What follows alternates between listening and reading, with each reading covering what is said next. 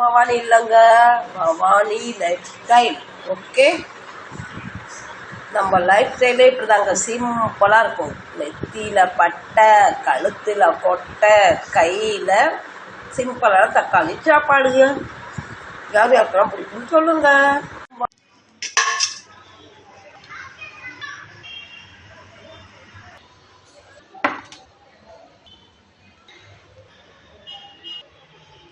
Hello friends, back to Bhavani life style. இன்னைக்கு நம்ம வீட்டில் என்ன சமையல், எல்லாருமே ப்ளீஸ் ஒரு சின்ன பார்வை பார்க்க வாங்க.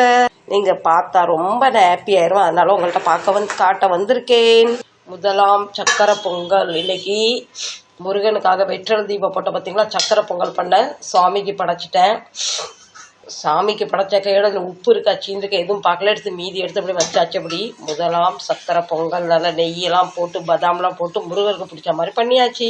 பின்ன இது ப்ராக்கலி போட்டு பிளாக் சாஸ் போட்டு இது ஒரு சாலட் பண்ணியிருக்கேன். இதில் காரம் எதுவுமே போடலை, வெறும் பெப்பர் போட்டு broccoli, black sauce, black pepper போட்டு சப்பாத்தி கூட ரொம்ப டேஸ்ட்டாக இருக்கும், அது கூட பண்ணியிருக்கேன்.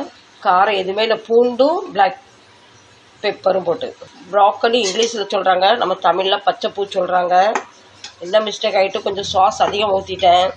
கடையில் வாங்கினா கொஞ்சமாக ஊற்றுவோம். நான் வீட்டிலையே சோயா சாஸ் செஞ்சனால ஆர்வ கோலாத்தில் நாளைக்கு நிறைய ஊற்றிட்டேன். கடையில் வாங்கினா அளவாக ஊற்றுவோம், வீட்டிலே தானே பண்ணியிருக்கோம், நமக்கு தான் செய்ய தெரியுமே, கூடுதல் ஆர்வத்தில் கூடுதல் ஊற்றினனால ப்ராக்கலி இந்த கலர் லைட்டு இதெல்லாம் டேஸ்ட் சூப்பராக இருக்குது. இது ரொம்ப ஈஸி, பிளாக் சோயா சாஸ் பண்ணுறது வீட்டிலே டக்குன்னு பண்ணிடலாம். அடுத்து கீ சப்பாத்தி எங்கள் வீட்டுக்காரருக்கு 4.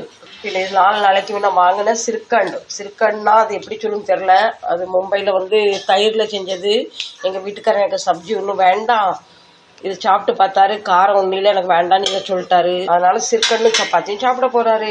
இப்போ 4 கீ இல்லாமல் ஆயில் இல்லாமல் சப்பாத்தி. ஹலோ ஃப்ரெண்ட்ஸ், பேக் புல்காவும் ரெடி.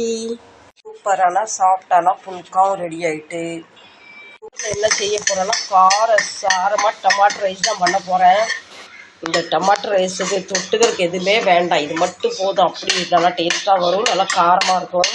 காரம்லாம் ரொம்ப காரம் இல்லை, நமக்கு எந்த அளவு காரம் வேணுமோ ஒரு சொல்லு காரம் கூடுதல் போட்டால் நல்லா டேஸ்ட்டாக வரும். ஆனால் ஒன்று இல்லை, இந்த மசாலா நல்லா ரோஸ்ட் ஆகணும். நல்லா ரோஸ்ட் ஆகலன்னா டமாட்டோ ரைஸ் ஒரு மாதிரி ஒரு வித்தியாசமான டேஸ்ட்டாக வந்துடும், ஒரு மாதிரி சல்லுன்னு டேஸ்ட் வரும். அதனால் இந்த கிண்டிக்கிட்டு இருக்கேன்.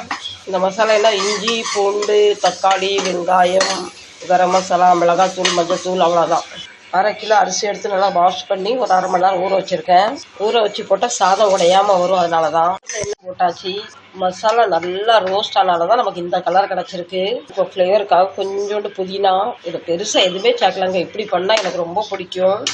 காய்ச்சல் இருந்தாலும் வாயெல்லாம் கசக்கிற மாதிரி இருக்குது, அதனால் கொஞ்சம் காரசாரமாக டமாட்டோ ரைஸ். இப்போ 2 விசில் வச்சு எடுத்துக்கலாம். ஒட்டில் அடங்கிட்டு விசில் எடுத்துட்டு பார்த்துடலாம். இப்போ நம்ம காரசாரமான டமாட்டோ ரைஸ் எப்படி வந்துருக்கு பாருங்கள்.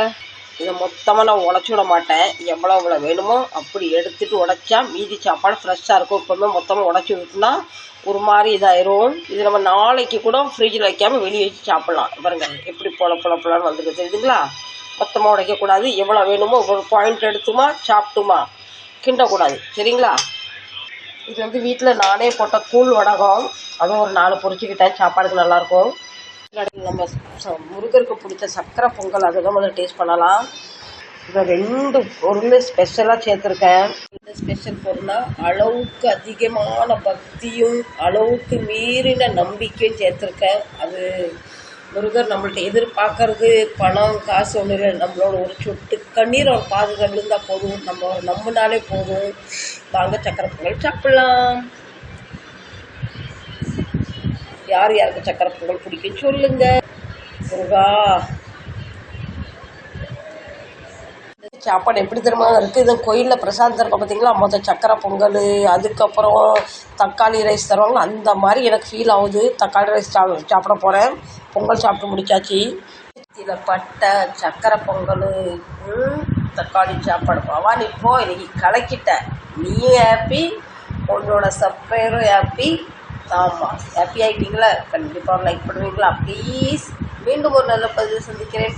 உங்களுக்கு இந்த மாதிரி சாப்பாடெலாம் பிடிக்குமா சொல்லுங்க. நான் சூப்பராக வந்திருக்கு. இந்த பதிவு பிடிச்சிருந்தா கண்டிப்பாக சப்போர்ட் பண்ணுங்கள். மீண்டும் ஒரு நல்ல பதிவு உங்களை சந்திக்கிறேன். Tata bye bye, love you. Support பண்ணுங்கள், லைக் பண்ணுங்கள், முதல் முறை பார்த்தா சப்ஸ்கிரைப் பண்ணுங்கள். Tata, love you, bye. Bhavani இல்லைங்க, பவானி லைஃப் ஸ்டைல். ஓகே, நம்ம லைஃப் ஸ்டைலே இப்படிதாங்க, சிம்பிளாக இருக்கும். நெத்தியில் பட்டை, கழுத்தில் கொட்டை, கையில் சிம்பிளான தக்காளி சாப்பாடுங்க. யார் யாருக்கெல்லாம் பிடிக்குன்னு சொல்லுங்கள்.